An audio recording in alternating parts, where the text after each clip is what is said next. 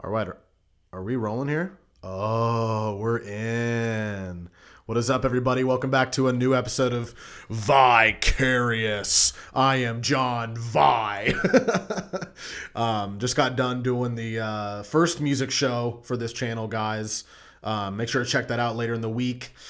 Probably do it on Friday, Thursday with Thanksgiving. I'd rather just do Friday, be the music date for that. I got 3 songs on that one. We'll do a bunch more when I get these going, and I'm gonna have backtracks. And if you don't know what backtracking is with live music, that's when you play, everything with the monitors that you can't do live. So for me, I like to be, just a front man, and I can have everything else playing behind me through the computer. So everything that I do with my produced music, I can take out what I'm doing live and then have that as kind of my backtrack band.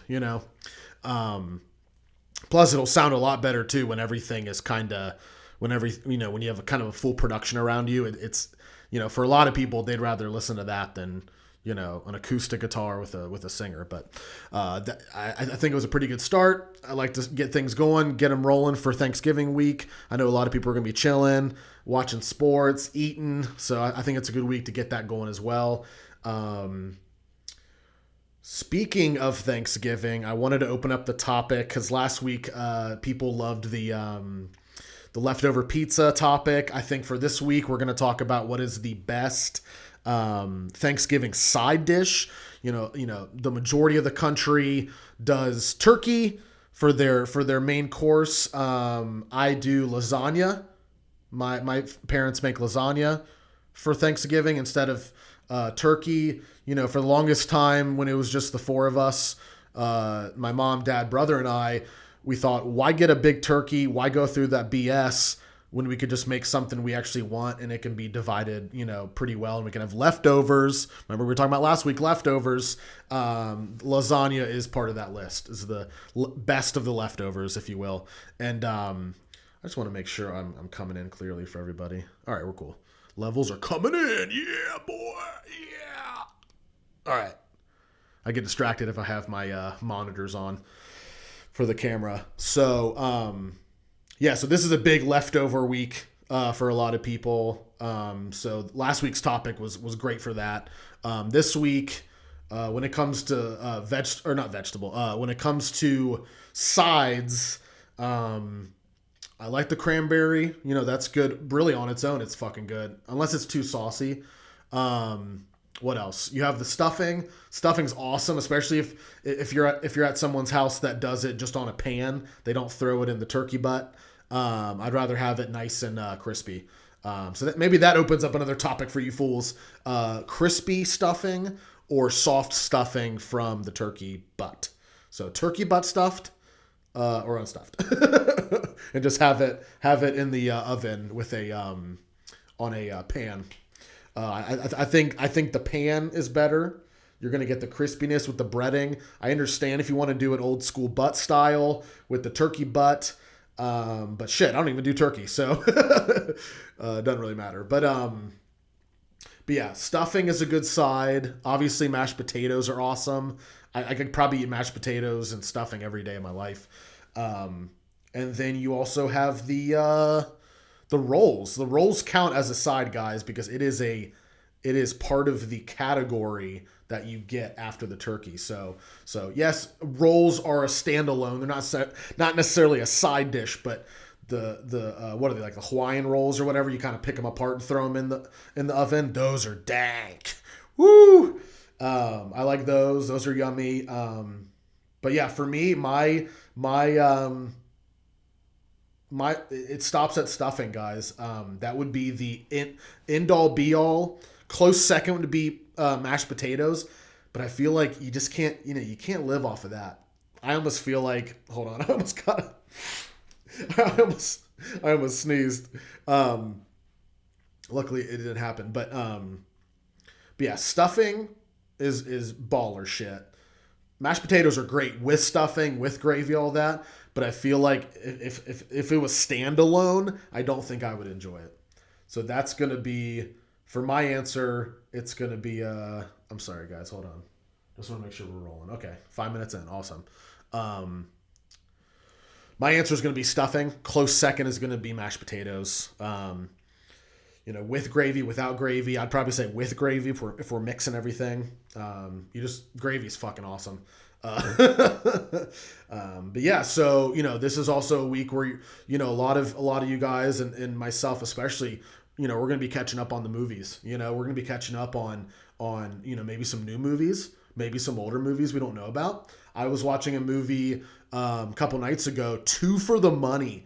Al Pacino and Matt McConaughey combined forces in this like weird kind of reminded me of Any Given Sunday, if you've seen that movie with Al Pacino, where I feel like unless he's a gangster in a movie, especially when he's in his older age with these movies, it's funny to see these movies with him in it, like 90s or early 2000s, where he just kind of plays like this older guy and he wants to mentor these younger characters and he ends up screwing them over. There's another one with Al Pacino, Devil something.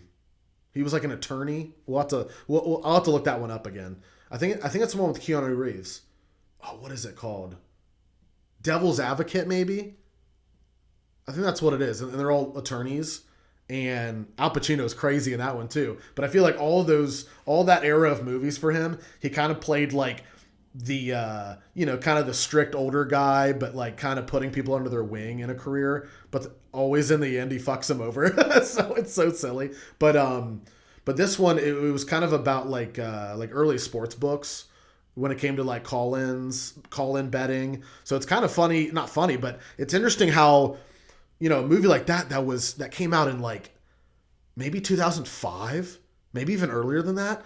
It really reflects the era of sports now where you can't turn on a football game or a UFC fight without hearing about DraftKings and bet this and bet that and $5 for this reward or whatever, or FanDuel and all this crazy shit. Or even on YouTube, like you can't watch a video sometimes without someone saying, "Hey, this video brought to you by DraftKings." So I mean, I feel bad for the people that have gambling issues, but it definitely seems like gambling is right up there with drinking, with cigarettes, with drugs, hard drugs, because you look at how easy it would be to connect all that in a casino situation. So like, say if you're in a casino, you're 21 years old, you're smoking cigarettes. If you're in an area, if you're in a casino that they kind of got grandfathered in those kind of rules. I was in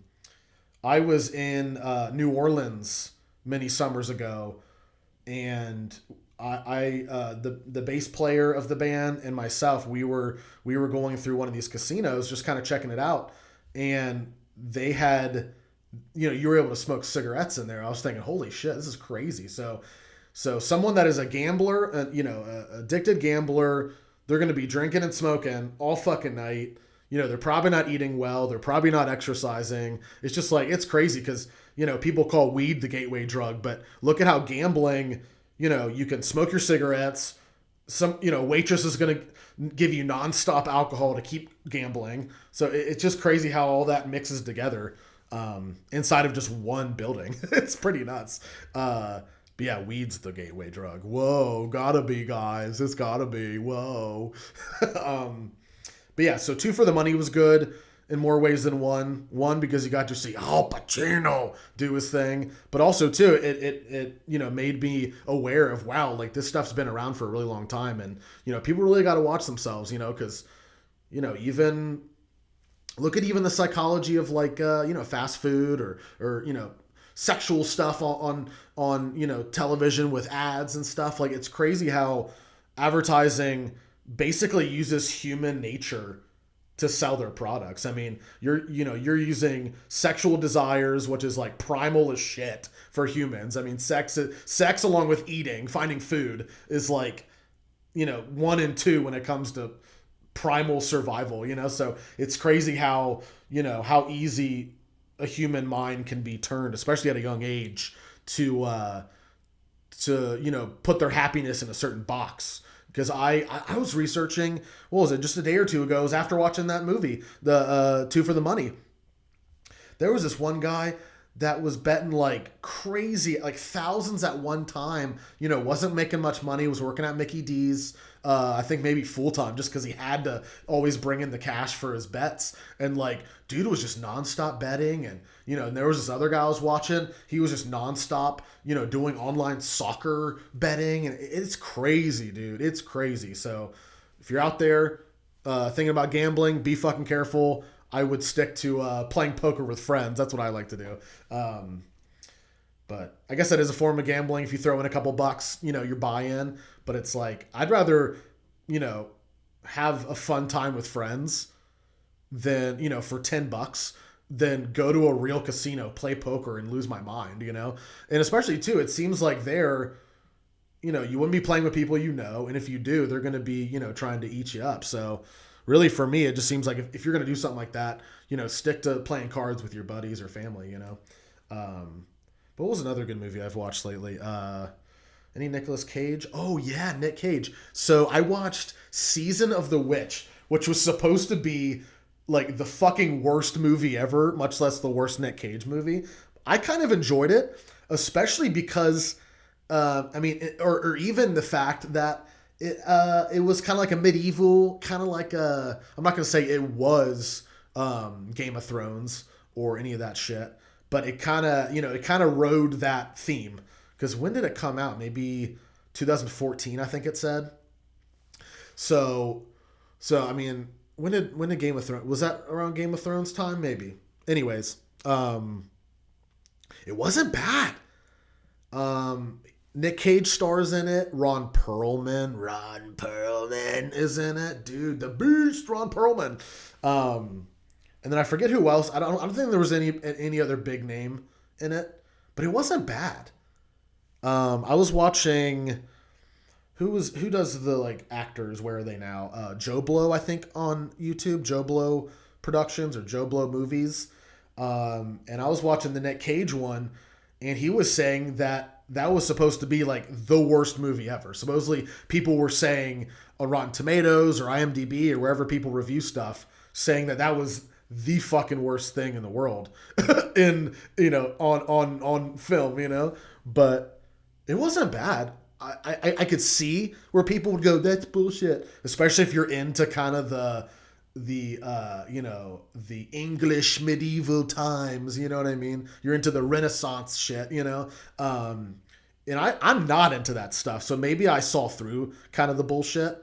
But I mean, it was kind of funny that these guys were like crusade warriors in the beginning, and like they were the same age as the actors, so they're like in their 50s or 60s, like slaying people. It was really weird, but like, I mean, I understand what the premise was they were getting at, but it was really interesting how maybe that led to people thinking like this is the worst movie ever. But I've seen a lot worse movies when they tried to do that kind of stuff. I mean, look at Irishman. That's why Irishman drove me nuts, because they just didn't say, fuck it, we'll just put some makeup on these old fools. They actually did CGI on their faces, and it looked terrible. So I'd almost rather have you just kind of, brush upon that fact than almost press the fact and then have like Rob De Niro with like a weird, like, it almost looks like what's it called? Deep faking or something,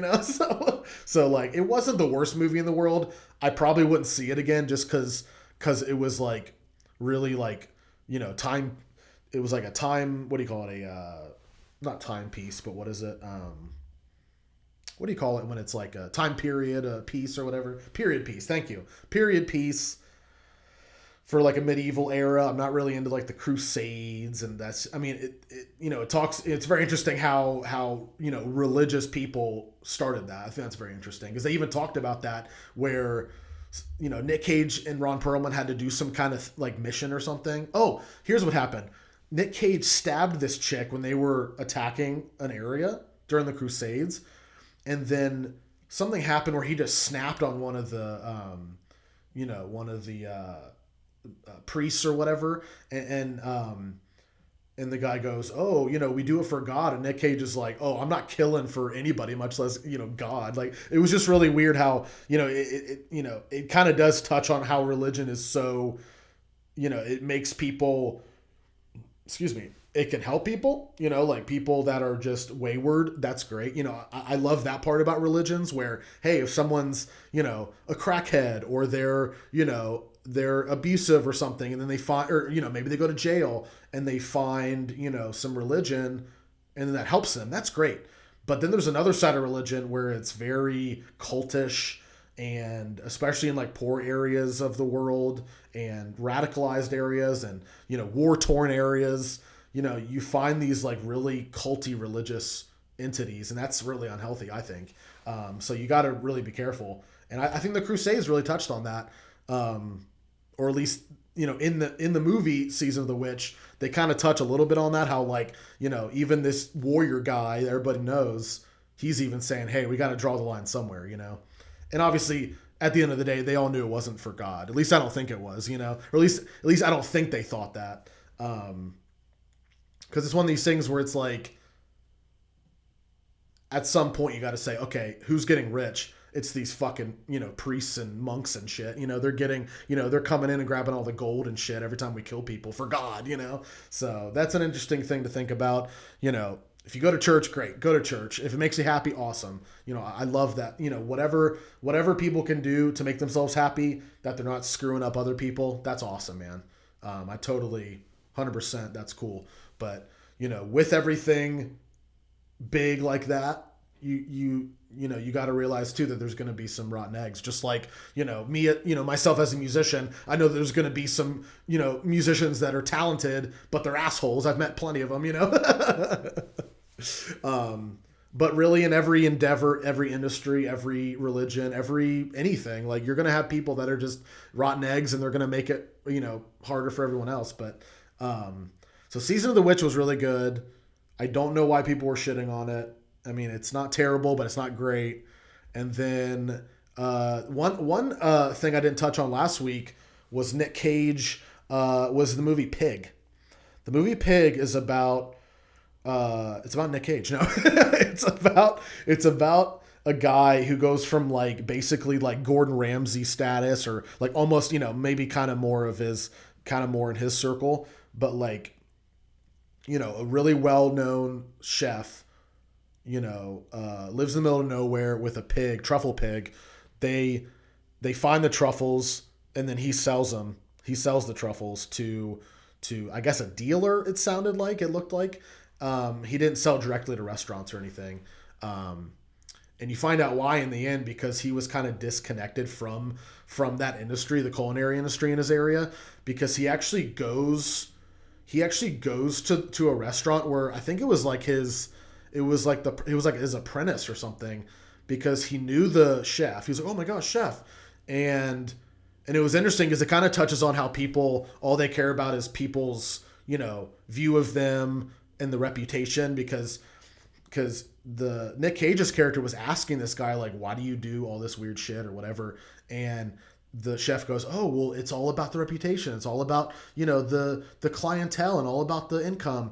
And it was really cool because it was this one scene it was the one line where Nick Cage goes, like all of this is bullshit. When you get older, or when, people start to call you out, like you need to realize that like all you have is yourself, and you should be happy with that. And it just like, it like fucking shot me right here, dude. I love hearing stuff like that because it very reminiscent of what I do, where, hey, not everybody's going to love what you do, but as long as you do the things that make you feel good and you're not fucking anybody else up, just like, certain religious stuff, it's like, that's awesome, man. I know for me, it's like, it's really easy to say, okay, let me kind of get in the mind of someone else, or let me, go play this song for somebody and see if they like it. But I think at the same time, if you trust your gut instinct, like it's always going to make sense then. Like for me, if I look back and say, okay, I had a gut instinct about this person, I had a gut instinct about this job, I had a gut instinct about this band, I had a gut instinct about this, crossing the road that day, or going to see someone that day and I didn't, or whatever. Like if things worked out after that gut instinct, then I think you always have to trust that gut instinct. And I think as a songwriter and as a musician, I'm always having to trust that instinct, because um, because you could always have, you know, countless songs somewhere, but you know, if you don't like it yourself, who fucking cares? Because you could have a million fucking downloads of something that you wrote, but if you don't like it, why would it fucking matter? Like, yeah, you're gonna get some money out of it, but like, the worth of that money may not be as much if you don't enjoy what you're doing. So like I've made more money in a day job than I've made in a year, like certain time doing music, but that doesn't mean that every time I get paid in music, it's the same feeling I got paid at a day job. Um, it's actually crazy because it's like there's way more worth into that. Like even though I make less doing the music freelance stuff, that that much pay feels a lot better than even the pay I got at a day job that was way better. So doing that kind of stuff and making sure you have a good gut feeling, I think, goes super far as a creative person, especially a creative person that needs to kind of go through the business world a little bit. And then you need even more of that gut instinct, I think. So, but yeah, Pig was really good. I really liked it. I don't want to spoil anything because I feel like if I go too deep into the storyline, no one's going to want to watch it. But if you got the Hulu, make sure to check out Pig. What other movies, man? What other movies? I watched Inheritance, not to be confused with Hereditary. That's two different movies. So Inheritance has Simon Pegg. It has the dude from Seinfeld who played what was his name? Oh, he always dated Elaine. What was his name? Putty. So Putty from Seinfeld was in it, and he played like kind of a douchebag dad. So like he wasn't like it was all flashbacks because he had died in the beginning. So no spoilers there. The guy from Seinfeld dies in the beginning. So like it's all flashbacks, and for a while it was just kind of comedic because I was just like, okay, this is the dude from Seinfeld. It's hard to disconnect him from that part. But it wasn't bad, but it was just like you could tell they were like delaying some of the storyline to keep it going. Like, so for example, Simon Pegg's character, the guy from Shaun of the Dead, if you know who he is, he was. Oh, someone's home. Okay, sorry. I was like, someone's in my home right now.